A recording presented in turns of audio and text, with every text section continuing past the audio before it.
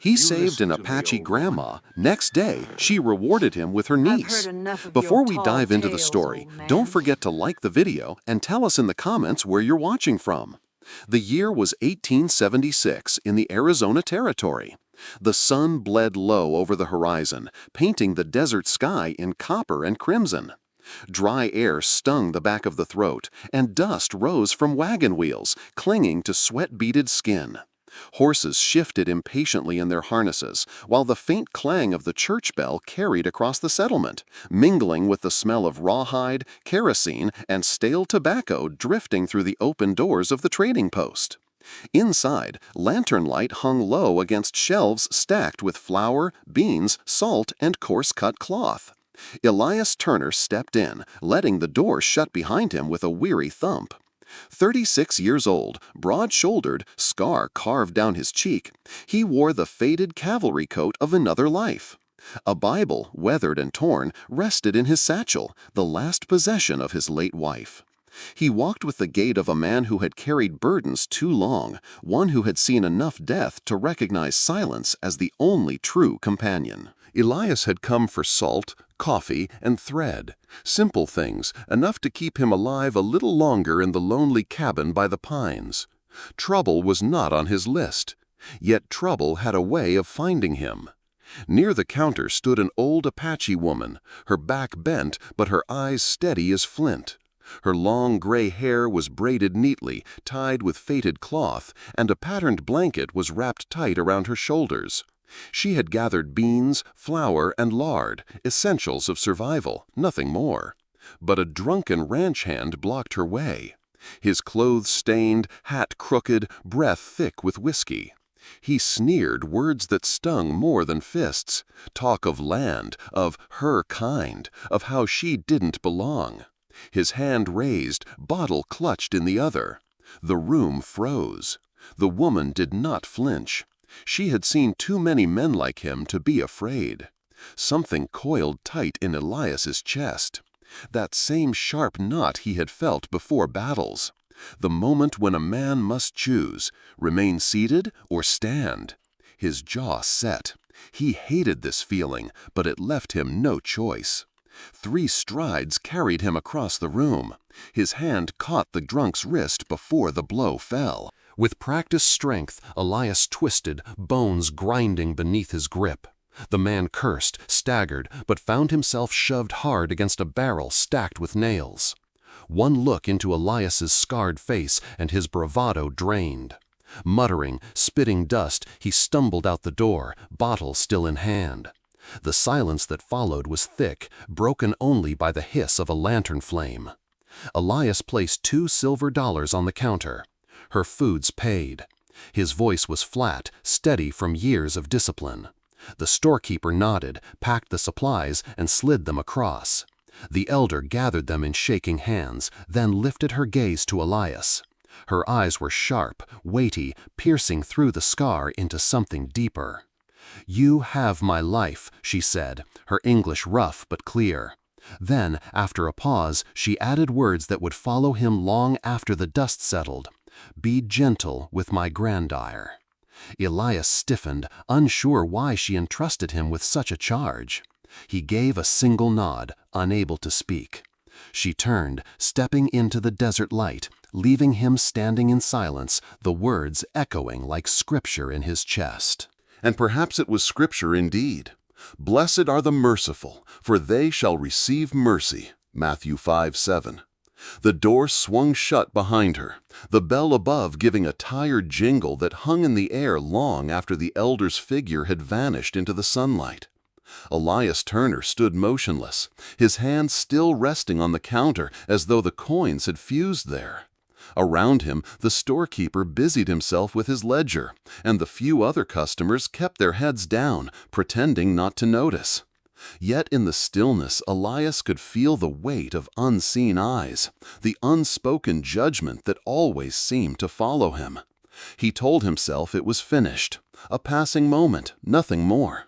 He had stepped in, stopped a fool from doing harm, and now it was behind him. But the words lingered. "Be gentle with my granddaughter." They dug under his skin like thorns. Why him? Why place such a burden on a stranger whose soul was already fractured? Outside, the Arizona wind cut dry and sharp across the street. Elias stepped out, adjusting the brim of his hat low against the glare. Dust swirled at his boots, carrying the smells of horse, leather, and smoke. The town bustled on as though nothing had happened, wagons creaking, men shouting, children chasing each other through the narrow alleys. Somewhere in the distance, the church bell tolled again, solemn and steady, as if to remind him that Providence still watched, even in places men had long forgotten. He tied his supplies to the saddle and mounted up, the horse shifting under his weight. With a light tug on the reins, they turned toward the road leading out of town. The land stretched open before him, endless mesas, sun-baked ridges, and the silver line of the San Pedro River glinting faintly in the distance. It was a land both brutal and breathtaking, one that punished weakness but rewarded endurance. Elias had chosen to live out here because silence was safer than memory. Out here, no one asks questions about scars or about a wife buried on a ridge, her grave marked only by a rough-hewn cross. The ride back to his cabin was long, the sun sinking lower with each mile. He tried to let the rhythm of the horse clear his mind, but the Apache woman's eyes returned again and again, steady and unyielding, as though she had looked past every layer of armor he had built. Her words, too, refused to fade. "Be gentle with my granddaughter." He shook his head, muttering to himself. He owed her nothing. He had done his part. Tomorrow he would forget. By the time he reached his cabin, the horizon burned red with twilight. The small structure stood alone against the pines, smoke from the chimney curling faintly into the cooling air. Elias dismounted, loosened the saddle straps, and hauled the supplies inside. He lit the lantern, its glow spilling across the rough-hewn walls, the single bed, the table scarred from years of use. Solitude had been his refuge, his punishment, and his protection all at once. Yet that night, as he sat by the fire with a tin cup of black coffee in hand, the cabin did not feel as silent as before. In the crackle of the flames, he thought he could almost hear the elder's voice again, low and insistent. "Be gentle with my granddaughter." Elias stared into the embers until his eyes burned. He did not know her granddaughter, had no reason to. And yet, deep within his chest, something stirred, a faint, unwelcome ache he thought long dead. Perhaps mercy was never a choice, but a calling. He closed his eyes, whispering under his breath words he hadn't spoken in years. "Lord, what are you asking of me?" The fire hissed, the wind howled outside, and silence offered no answer.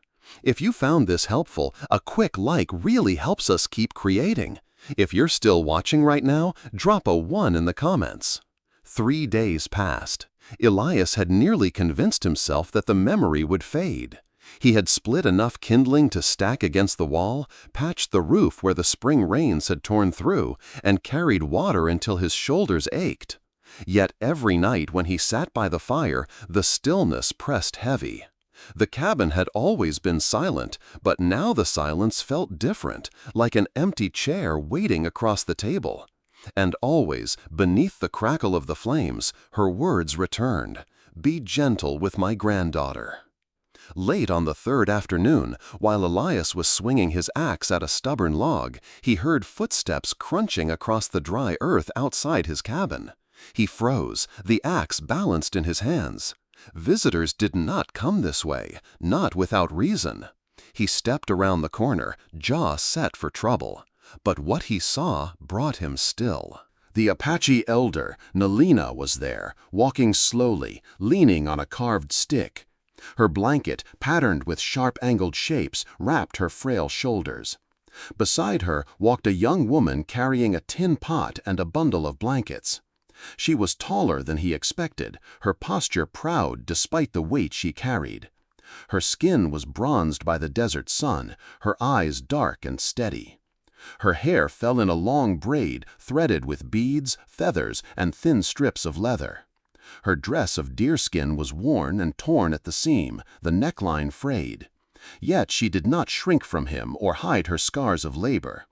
She looked at him as though measuring the man her grandmother had spoken of. Nalina's voice broke the silence. "We come," she said simply, the words accented but clear. Elias's chest tightened. He thought of telling them to leave. His life had no room for others, no space for burdens not his own. War had left him with a short temper, a tongue he kept buried in silence, and a cabin built for one. He lived alone because it was safer, because people always left. Yet as he stared at the women before him, he knew the choice had already been made. The moment he stepped between Nalina and the drunk in town, his road had turned.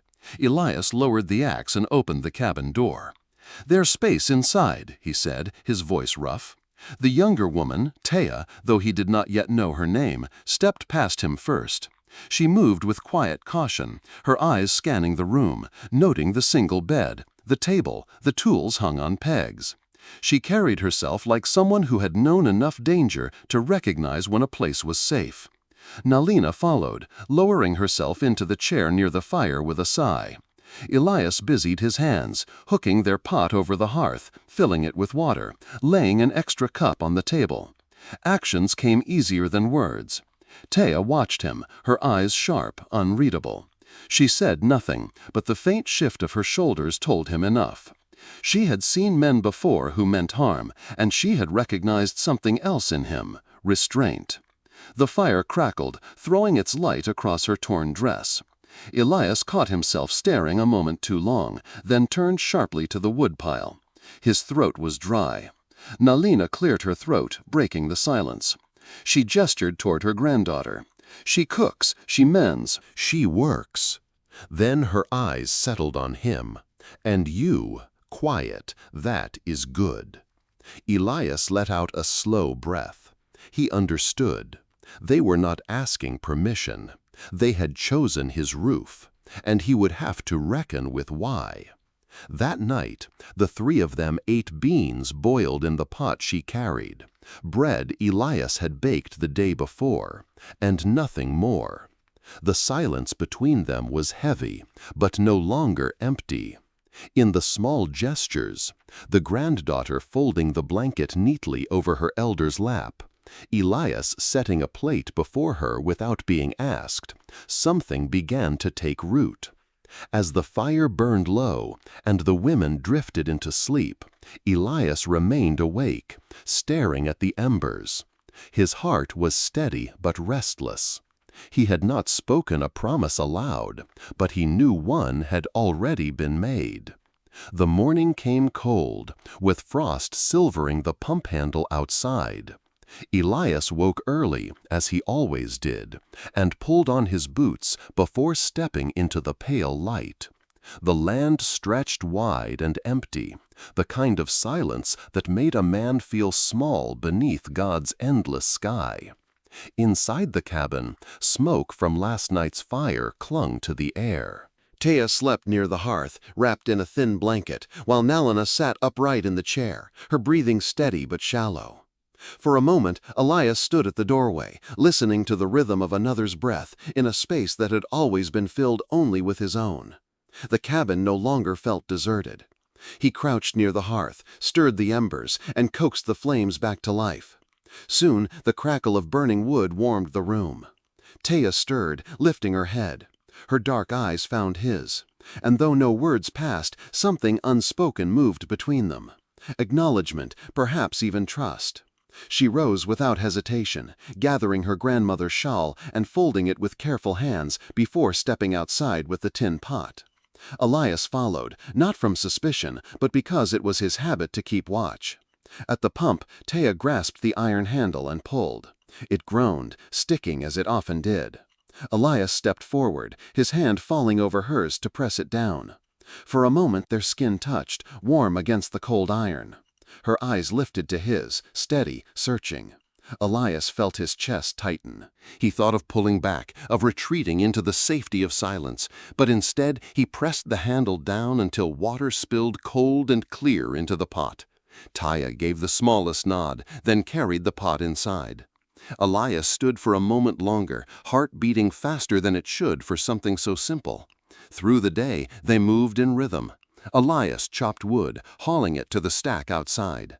Teyah knelt near the hearth, cutting strips of cloth from an old blanket to mend the tears of her grandmother's shawl. At one point, she tugged at the seam of her own dress, frowning at the frayed neckline. Elias noticed the hesitation in her glance, caught between embarrassment and necessity.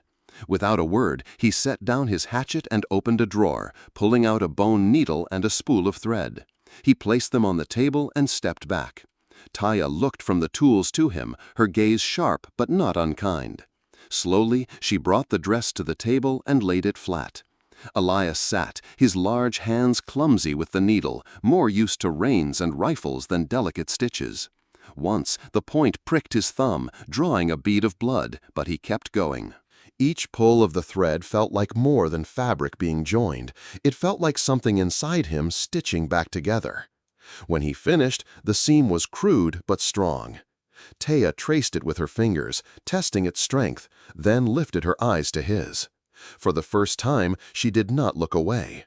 She gave a short nod, her lips tightening into something close to approval. From her chair, Nalina had been watching.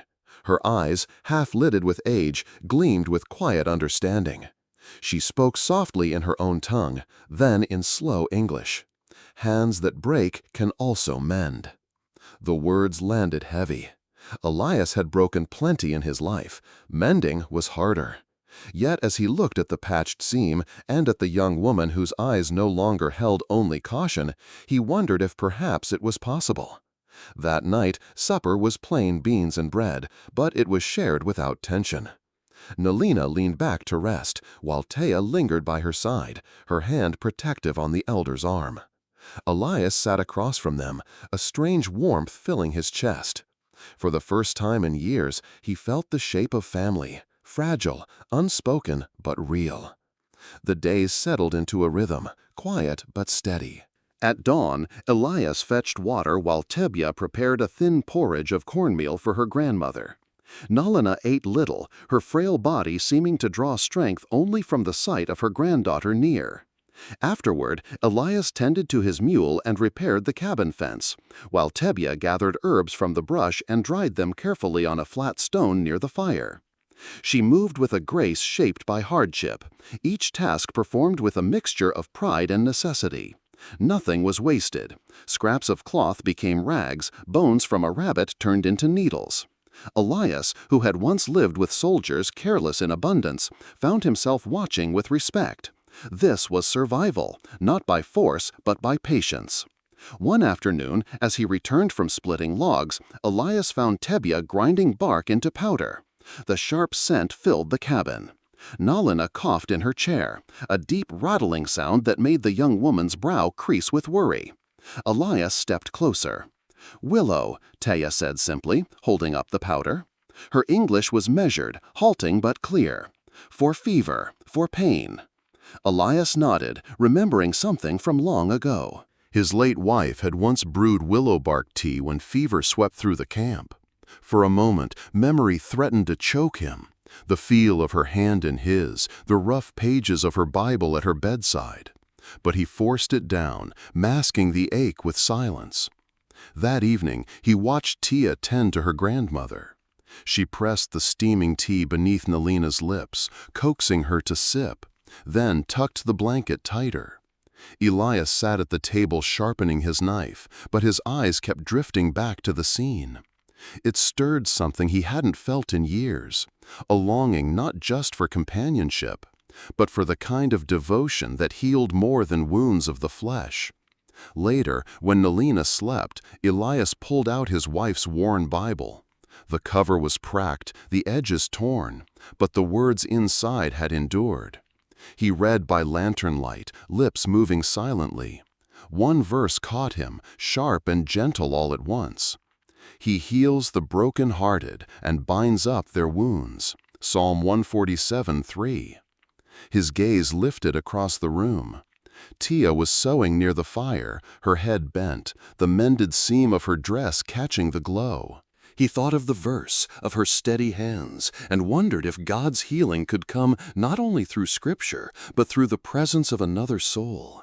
The following morning, they worked together mending the fence. Elias hammered nails while Teyah held the rails steady. Her hands were calloused, her movements sure. The sun beat hot overhead, and sweat trickled down Elias's neck. When he offered her the canteen, she drank, then passed it back without breaking eye contact. The silence between them was not empty. It was a silence that spoke, asking questions neither dared voice. That night, they shared a stew of beans and dried venison. Nalina's cough had eased, though her strength was clearly waning. When the old woman dozed, Elias found himself alone by the fire with Teyah. She adjusted the seam of her dress, smoothing it where he had sewn. For a heartbeat, her eyes met his. No smile, no words, just a quiet recognition of the fragile trust taking root. Elias looked away, but inside, the silence was no longer his enemy. It was becoming something else entirely.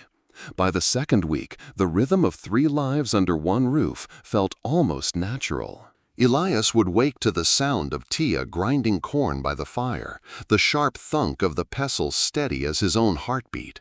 Nalina, though weak, carried herself with quiet authority, her gaze following every movement as if measuring whether this unlikely household could truly hold. But supplies were running low. Salt was nearly gone, flour too. One night as the fire burned low, Teyah set her bowl aside and spoke with quiet certainty. "We need more. Cloth, salt, medicine, for her." Her hand rested protectively on her grandmother's arm. Elias knew she was right. Yet the thought of returning to town with them weighed heavy. He remembered the stares, the words left unsaid, the venom in the drunkard's voice. Still, he also remembered the look in Nalina's eyes when she had entrusted him with her granddaughter. At dawn, he hitched the mule to the wagon. Teyah sat beside him, her braid pulled over one shoulder, her jaw set with quiet defiance. In the back, wrapped in blankets, Nalina rested, her eyes closed against the wind. The road stretched dusty and long, each mile carrying them closer to judgment. When they reached town, the air shifted. Men outside the saloon paused mid-drink to stare. Women pulled shawls tighter, drawing their children close. Elias felt the tension, sharp as a drawn blade. Yet he kept his gaze forward, driving straight to the trading post. Inside, the smell of kerosene and flour greeted him. Tully, the storekeeper, looked up from his ledger, eyes flicking between Elias and the women. His pen stilled, but he said only, "What do you need?" "Cloth, salt, willow bark if you've got it," Elias answered, his voice even. Teyah moved to the shelves without waiting for approval, lifting a roll of cotton and a spool of thread. She carried them against her chest, her face unreadable, though Elias saw the tightness in her shoulders. Nalina leaned on the counter, her breathing shallow. Elias laid coins down, more than enough. Tully accepted without question, sliding the goods across. But the peace did not last. From across the street, a familiar voice slurred. The same ranch hand stumbled out of the saloon, bottle in hand, eyes glassy with drink.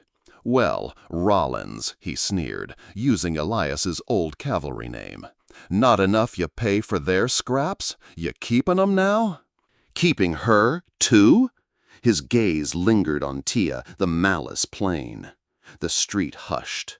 Elias stepped forward, shoulders squared, jaw tight. "She's under my roof," he said calmly, voice carrying enough weight to silence a crowd. "Nothing more, nothing less." The ranch hand twitched, his hand drifting toward his belt. But when he met Elias's scarred face and steady eyes, he faltered. The silence around them was heavy, like gunpowder waiting for a spark. Then, with a muttered curse, he spat into the dust and stumbled back toward the saloon. Elias stood rooted until the tension bled from the air. Only then did he return to the wagon. Teyah tied a red ribbon around the seam of her shoulder where he had mended her dress. It was a small act, but Elias understood. She was not ashamed. Not of him, not of what they had begun to share. The mule pulled the wagon steady along the road home.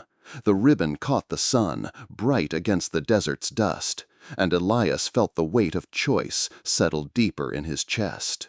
That night, as they ate in silence, he knew this was no longer about duty alone. It was becoming something far greater. The desert thaw came slowly, water running in thin silver lines down the ridges, softening the earth beneath Elias's boots. Days lengthened, and though the air still carried winter's bite, the cabin no longer felt like a place of emptiness.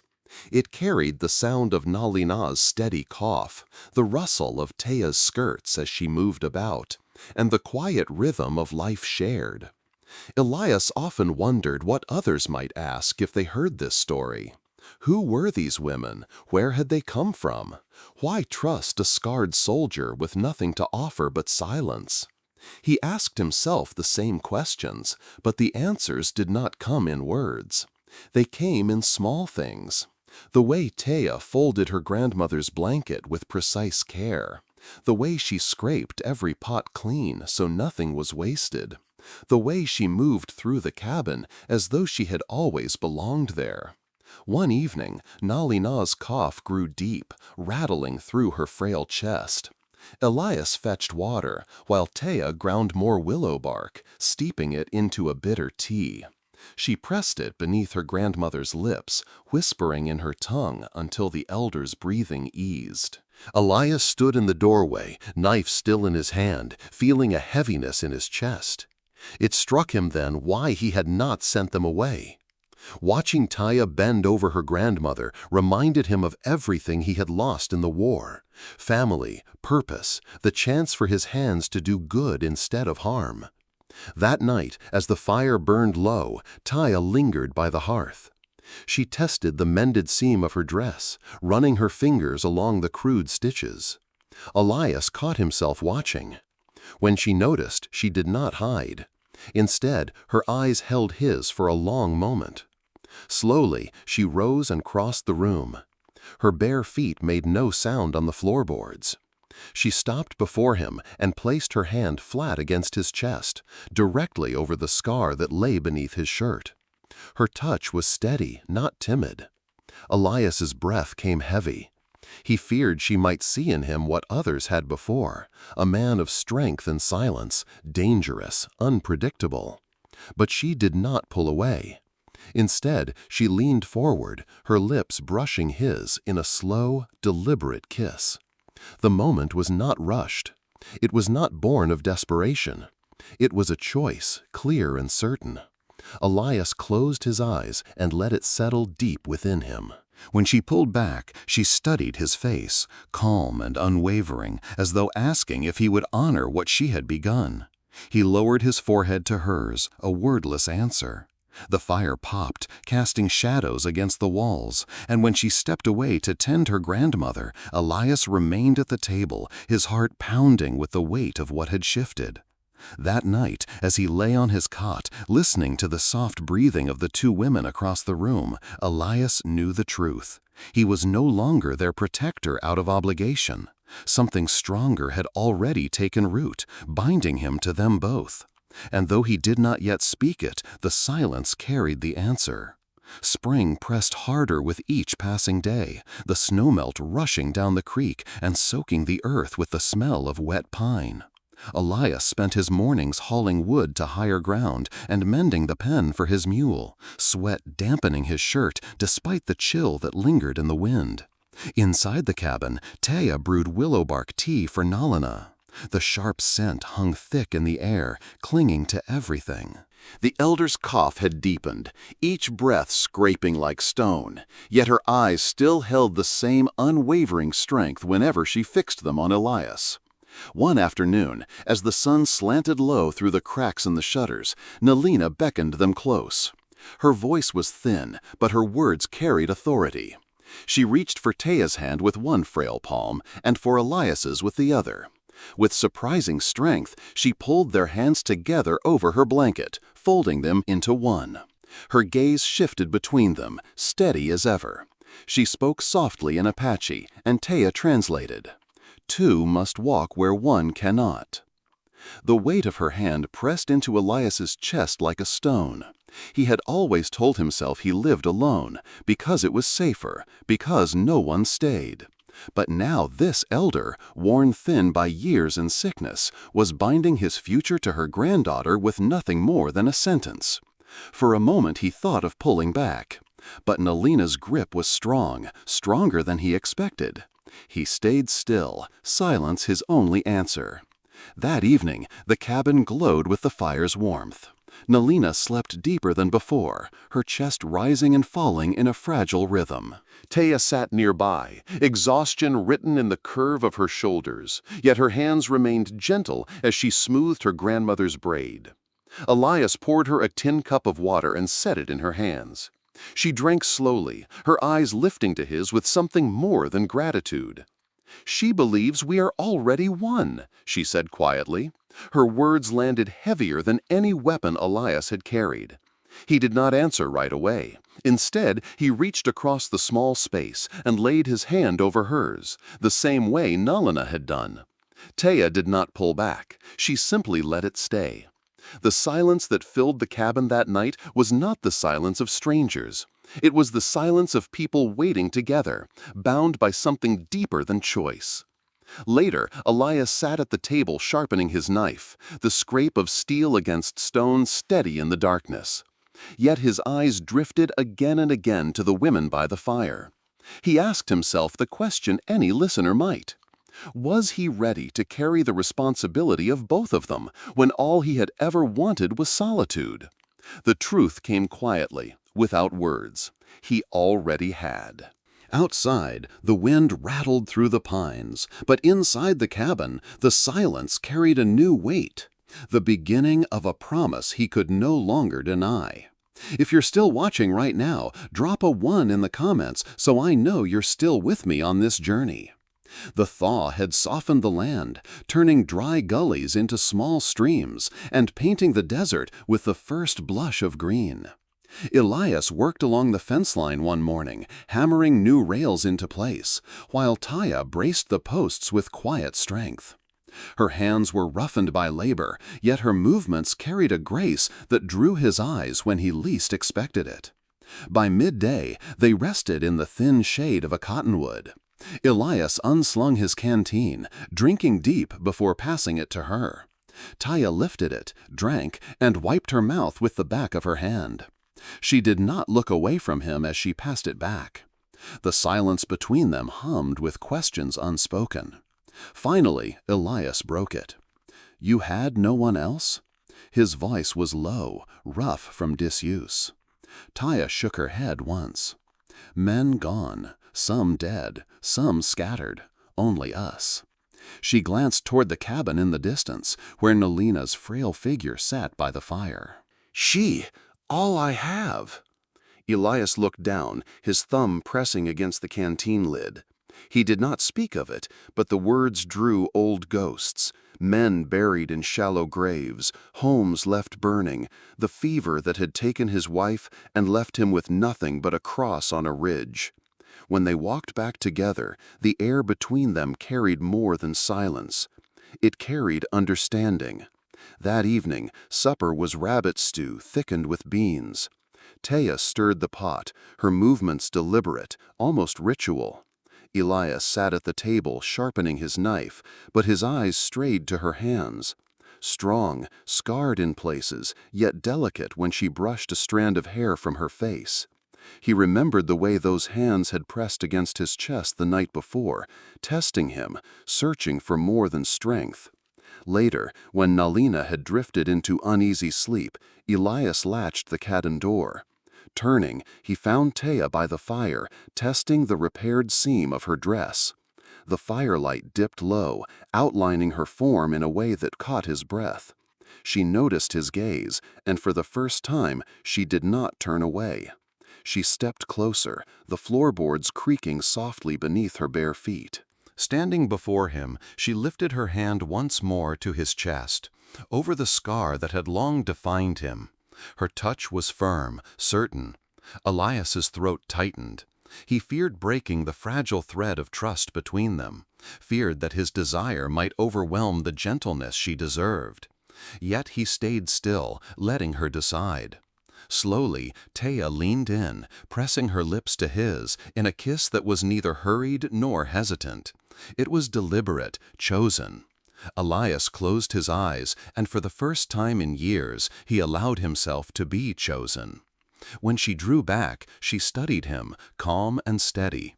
He lowered his forehead to hers, the only way he knew how to say what words could not. The silence that followed was not emptiness. It was the sound of two lives shifting into one. The next morning dawned clear, the desert air sharp with the scent of mesquite carried on the wind. Elias rose early, as habit demanded, and stepped outside with his rifle slung over his shoulder. The mule stamped restlessly in its pen, the earth damp beneath its hooves from the night's dew. Behind him, he heard the cabin door creak open. Teyah stepped out, carrying a tin cup. Her braid hung loose over one shoulder, strands of dark hair escaping to frame her face.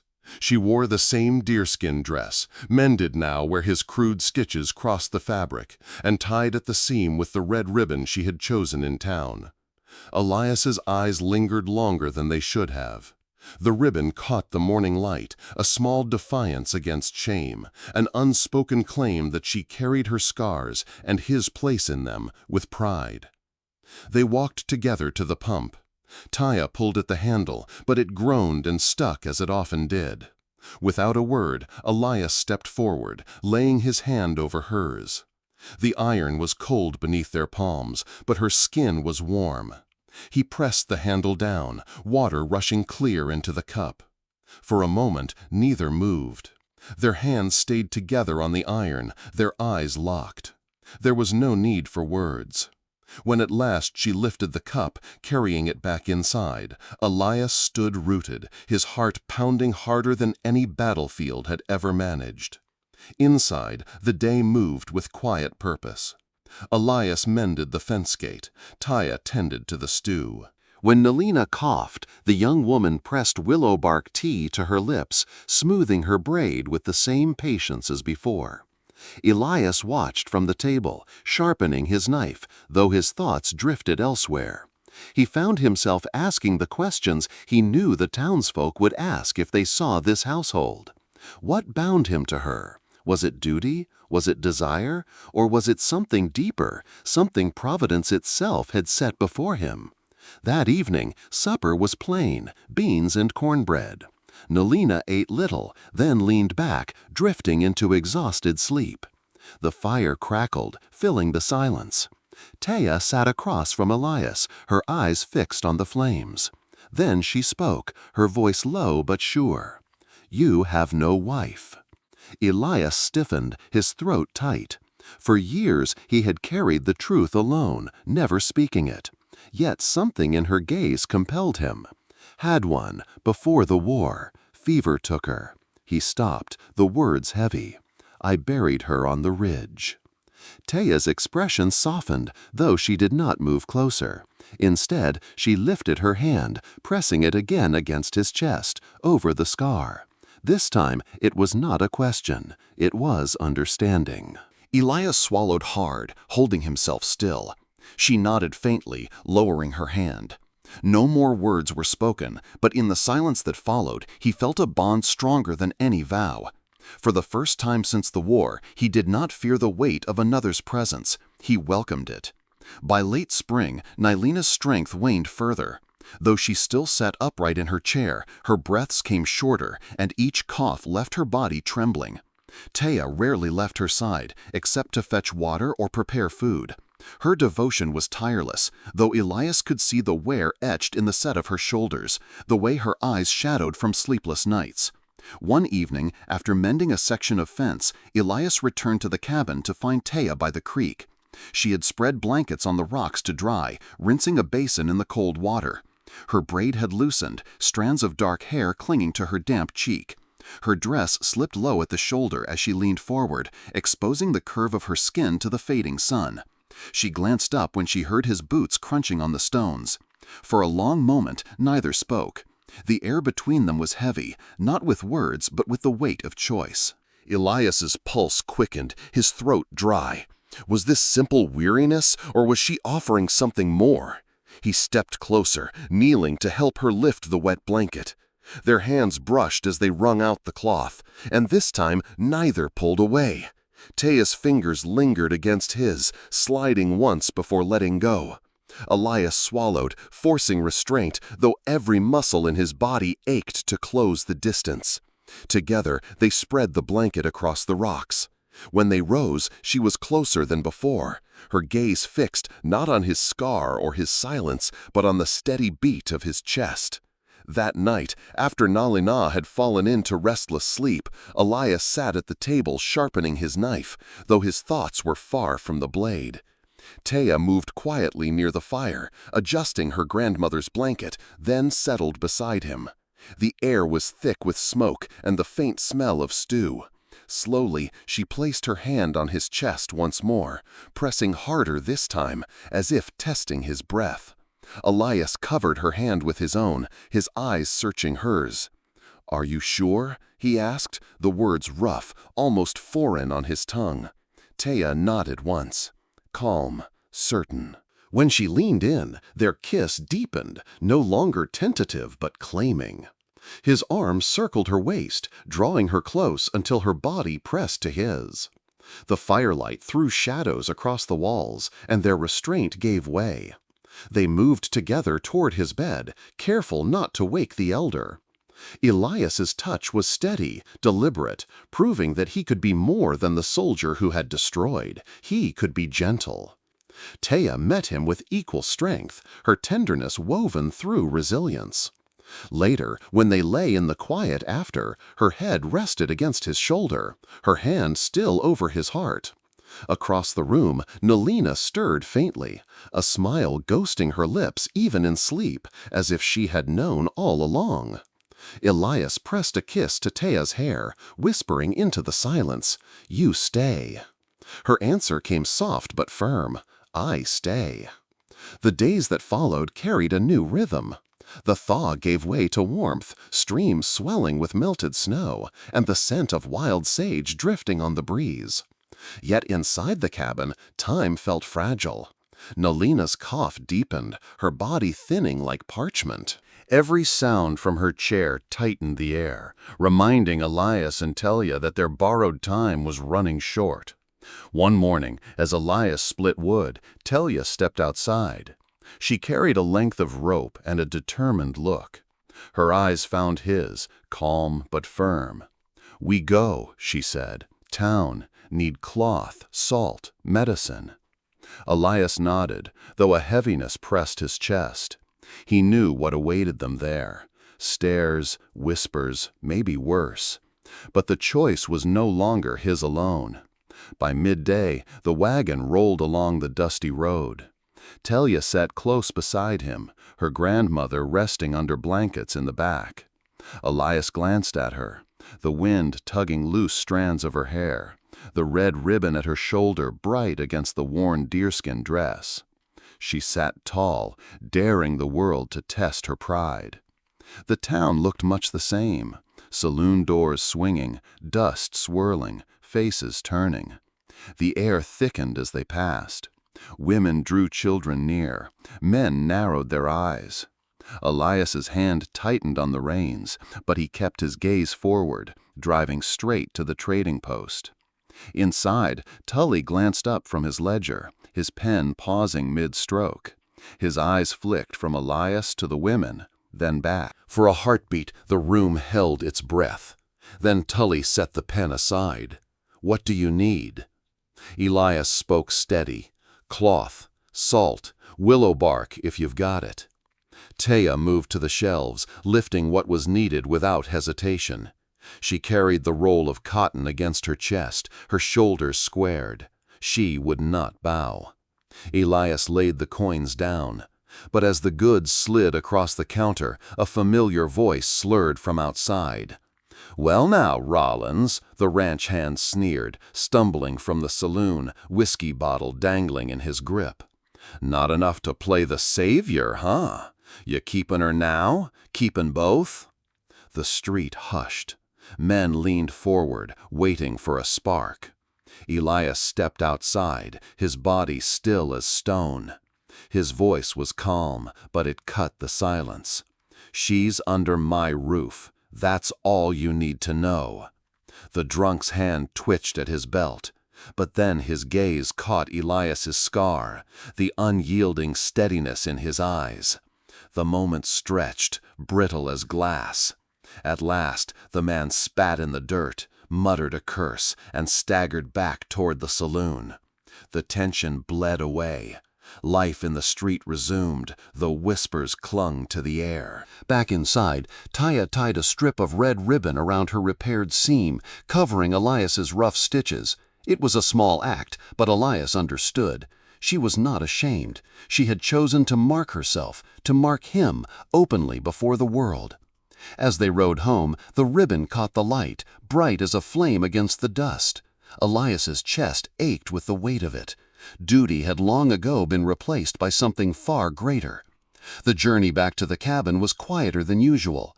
The mule plodded steady along the road, wheels creaking under the weight of supplies.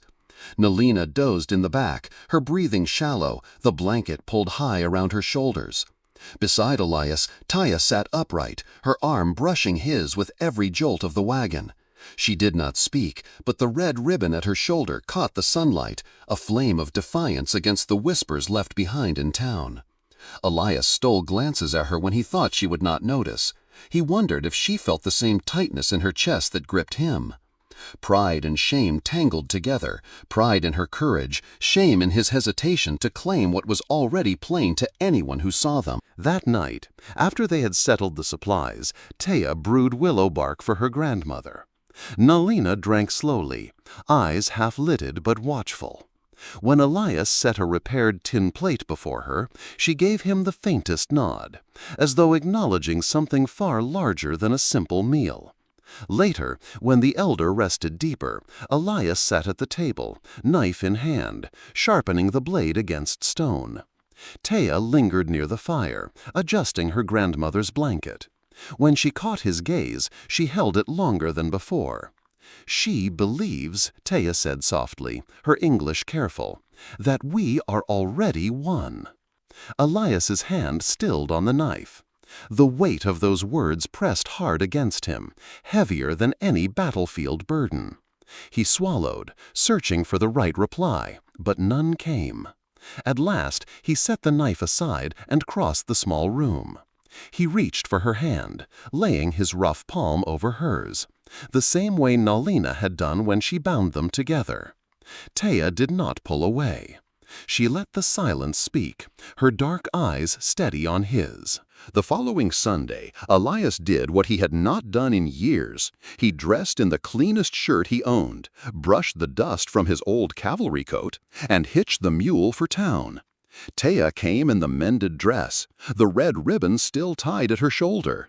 Together, they walked into the small wooden church on the edge of town. Whispers rippled through the pews as they entered. Faces turned, some disapproving, some merely curious. But neither Elias nor Teyah faltered. They stepped forward until they stood before the parson, Nalina seated behind them, her frail body wrapped in the patterned blanket.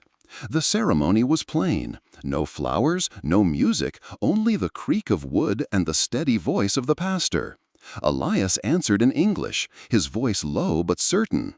Teyah answered in her own tongue as well as his, refusing to leave any part of herself behind.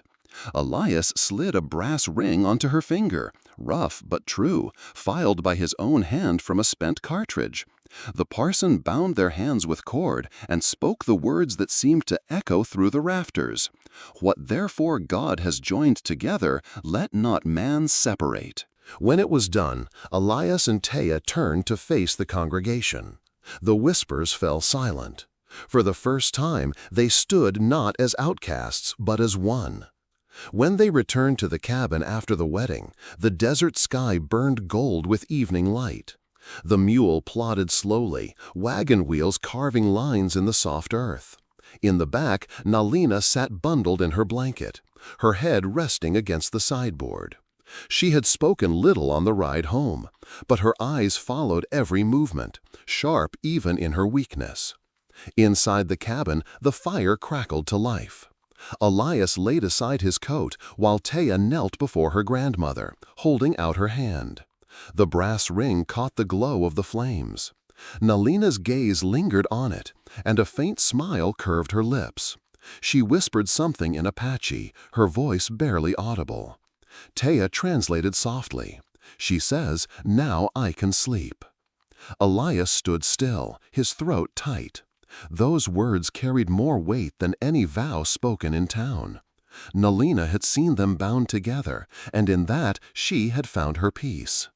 Over the next days, Elias built a narrow bed near the window, so the elder would not have to bend when resting. He and Teyah worked side by side, hauling water, planting beans in the warming earth, and mending the fences. Nalina watched from her chair or the bed, her eyes following them as though measuring the life they were shaping. One evening, as the sun dipped low, Elias sat sharpening his knife while Teyah stirred a pot of stew. Nalina dozed in her chair, her breathing shallow but calm. The air in the cabin felt different now, not borrowed, not uncertain, but claimed. Elias often caught himself wondering what others would ask if they knew this story. Was it love or duty, survival or something deeper? But each time he looked across the table at Teyah, her hand resting lightly over the ring he had given her, he knew the answer. That night, as the fire burned low, Elias set aside his knife and moved closer to where Teyah sat. She leaned against him without hesitation, her head finding his shoulder as though it had always belonged there. He wrapped an arm around her, steady and protective. Across the room, Nalina stirred, her lips curving faintly, as if she had known all along what would come to pass. The silence that filled the cabin was no longer emptiness. It was the silence of home. Elias whispered a prayer he had not spoken in years, the words rising unbidden as he held Teyah close. "Lord, keep us in your mercy." Outside, the desert wind carried the scent of sage across the pines, and the stars emerged bright over the wide sky. Inside, three souls sat in the quiet of a promise fulfilled, waiting together for what the days ahead would bring. If you like this video, please comment number 9. If you don't like it, please comment number 0. The warmth of spring spread across the Arizona territory, painting the mesas in shades of red and gold. The creek near the cabin swelled with meltwater, carrying the smell of pine down from the mountains. Yet inside their small home, the season carried a different weight. Nautilina grew weaker with each passing day. Her body, once upright with quiet pride, had thinned to near frailty. The cough that had once rattled through her chest now left her barely able to speak. Still, her eyes remained clear, sharp as ever, following Elias and Teyah as they moved about the cabin. It was as though she wished to memorize every detail before her time slipped away. Teyah rarely left her grandmother's side. She tended her with endless patience, brewing willow bark tea, smoothing her braids, adjusting the patterned blanket across her lap. Elias did what he could, hauling water, preparing meals, repairing the bed he had built so she could rest without strain. He knew his hands were clumsy compared to Teyah's gentleness, but he also knew every small effort mattered. Some evenings, as Nalina dozed in the chair by the fire, Elias caught Teyah's gaze across the room. They did not always speak, but the look between them carried both worry and strength. It was the look of two people bound not only by affection, but by shared burden. One night, as the fire burned low, Nalina stirred and beckoned them close. Her voice was thin, but the authority in it had not dimmed. "Not much time," she whispered. Her hands reached for theirs, fragile fingers folding Elias's rough palm and Teyah's slender one together. Elias felt the weight of her touch press deeper than flesh, into the very core of him. "She says," Teyah translated softly, tears glistening in her eyes, "stay together." The room was silent except for the fire's hiss. Elias could not find words. Instead, he bowed his head, feeling the truth settle heavy as stone. For all the years he had told himself solitude was safer, this elder had given him a different truth, that life was meant to be carried together. That night, after she had drifted back into sleep, Elias and Teyah sat in silence. She leaned into him, her head against his shoulder, her hand resting over the scar beneath his shirt. He wrapped an arm around her, steady and firm. It was not passion that bound them in that moment, but something deeper, something unshakable. In the days that followed, Elias took to reading his wife's old Bible again. The pages were brittle, the ink fading, yet the words shone through with a clarity he had not felt in years. One verse struck him as though it had been waiting for this very moment. And now these three remain: faith, hope, and love. But the greatest of these is love. 1 Corinthians 13:13. He read it aloud once by the fire, his voice low, almost hesitant. Teyah looked at him, her eyes soft, and for the first time since the war, Elias felt that the words were not distant promises, but truths already alive in his cabin. One evening, as the desert wind rattled the shutters, Nelina asked to be moved near the window. Elias lifted her gently, surprised at how light she had become, and laid her on the narrow bed he had built. From there, she could see the pines swaying against the sky, the last light of the sun spilling across the horizon. She smiled faintly, her breathing shallow. Her eyes turned once more to Elias and Teyah, and in them Elias saw not weakness, but peace. The work of her life was finished. Teyah bent low, pressing her forehead to her grandmother's, tears slipping silently down her cheek. Elias stood close, his chest tight, his hands gripping hers as though to anchor her. Nelina whispered something in Apache, her final words barely audible. Teyah's voice broke as she translated. She says, "Now I can rest." And with that, the elder closed her eyes, her breath softening into stillness. The fire flickered, the cabin hushed, and Elias knew they had just witnessed the passing of more than a life. It was the end of an era and the blessing of a new beginning. The cabin was quieter after Nelina's passing. For days, the silence felt heavier than before, not the hollow kind Elias had known in his solitude, but the ache of absence. The chair by the fire sat empty, the patterned blanket folded neatly across its back. Teyah kept it that way, as though preserving her grandmother's presence in the small home they now shared. Elias built a grave on the ridge above the cabin, where the pines opened to the sky. He cut the earth himself, each strike of the spade steady and deliberate, though his throat tightened with every shovelful. When the ground was ready, he carried Nelina's frail body wrapped in the blanket she had always worn. Teyah walked beside him, her hand clutching his, her face set with grief and dignity. They laid the elder to rest beneath the wide Arizona sky. Elias set a wooden cross at the head of the grave, carving her name in rough letters with the tip of his knife. The wind stirred through the trees, carrying the scent of sage and earth, and for a moment the world seemed to pause. Teyah whispered a prayer in her own tongue, her voice trembling but strong. Elias bowed his head, adding his own words in silence. When they walked back down to the cabin, the air felt different. The weight of sorrow was heavy, but so too was the strength of what Nelina had left behind. In the weeks that followed, Elias and Teyah settled into a new rhythm. They planted beans in the warming soil, drew water from the creek, mended the fences, and shared meals at the same scarred table. Each task carried a weight of permanence now. No longer strangers bound by circumstance, they were husband and wife, shaping a life together on the frontier.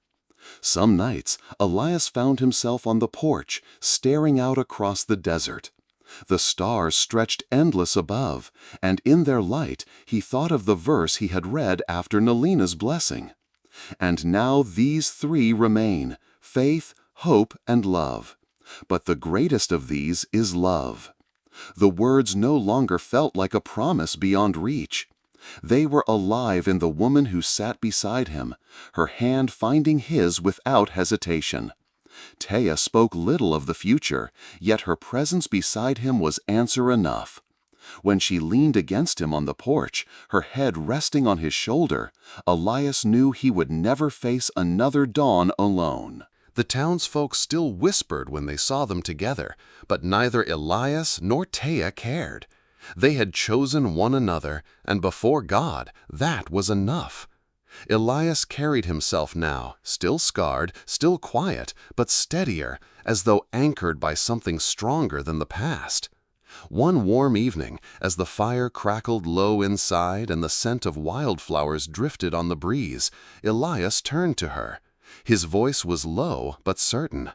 "This is ours now." Teyah's dark eyes met his, unwavering. She reached for his hand, fingers tightening around his. "Ours," she said simply. The words settled between them like a vow, final and unshakable. Behind them, the cabin glowed with lamplight. It was no longer just a shelter against loneliness.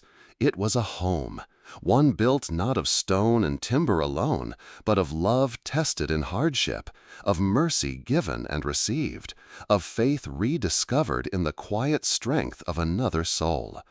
Elias breathed deeply, the desert wind cool against his face. He thought of the path that had led him here, of war and loss, of a scar that had marked him, of an elder's words spoken in a dusty trading post, "Be gentle with my granddaughter."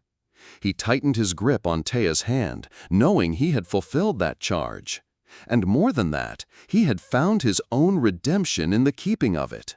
The stars burned bright above the Arizona sky, and the silence of the frontier wrapped around them. But this silence was no longer the emptiness of a man alone. It was the silence of a home, and of a love that would endure. The story of Elias, Teyah, and Nalinar is more than just a tale of the frontier. It is a reminder that even in the harshest deserts of life, love, mercy, and faith can take root. Many of us carry scars, losses we never expected, burdens we never asked for. But like Elias, we may one day find that God places people in our path not by chance, but by purpose. Their presence teaches us that broken hands can mend, and silent hearts can learn to speak again. If this story touched your heart, take a moment to reflect on your own journey and those who walked beside you when the road was hardest. And if you want more true Wild West stories of hope, resilience, and redemption, don't forget to like this video, subscribe, and share your thoughts in the comments. Your voice matters here, and your story may inspire someone else's tomorrow.